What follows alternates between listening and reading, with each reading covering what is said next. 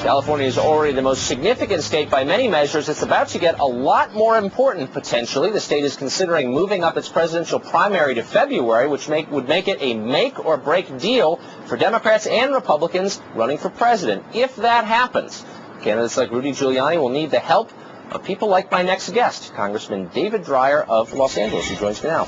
Congressman?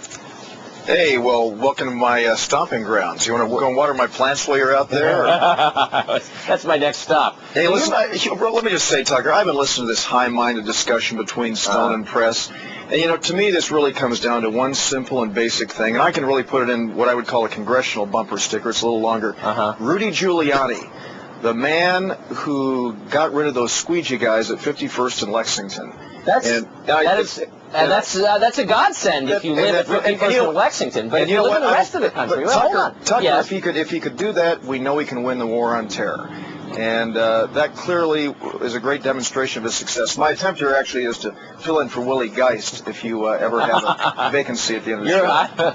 I'm afraid he's got a union contract.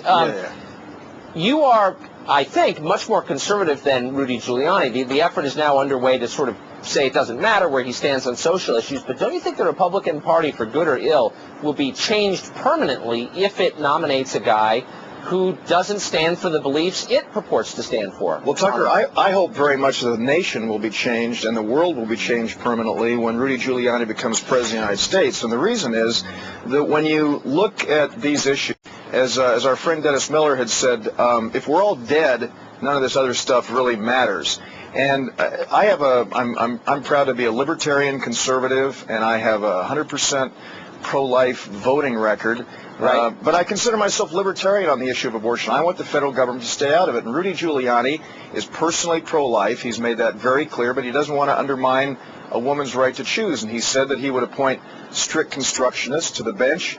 Well, wait a second. That's a little too facile, Congressman. He has supported for his entire career public funding of abortion. So if he's so against it, why does he want taxpayers to pay for it? He said that he's opposed to taxpayer funding of abortion. Okay, and so he's changed his view on that. Well, I don't know that he's changed his view on it, but I mean, I do know that he has opposed taxpayer funding. And when it comes to the issue of appointing people to the bench, I look at, obviously your dad worked for Ronald Reagan, and I will tell you that I'm one who came here with Ronald Reagan, and Ronald Reagan made a couple of appointments to the Supreme Court, Sandra Day O'Connor and our fellow Californian Tony Kennedy. And you look at where they've stood on the Roe issue. I know a lot of strongly pro-choice individuals who believe that it's absolutely essential for us to recognize that Roe v. Wade was not the best decision and should at least be modified. So I think that Rudy... But that's not Giuliani's position, as he stated last night live on television. He said he supports Roe versus Wade, but he would also... And these issues matter, by the way. I think no matter where you stand on abortion.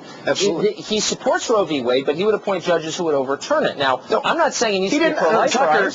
Tucker, that's not what he said. I watched Larry King last night. That is not what he said. What did he say? What he pointed to, he liked Scalia and...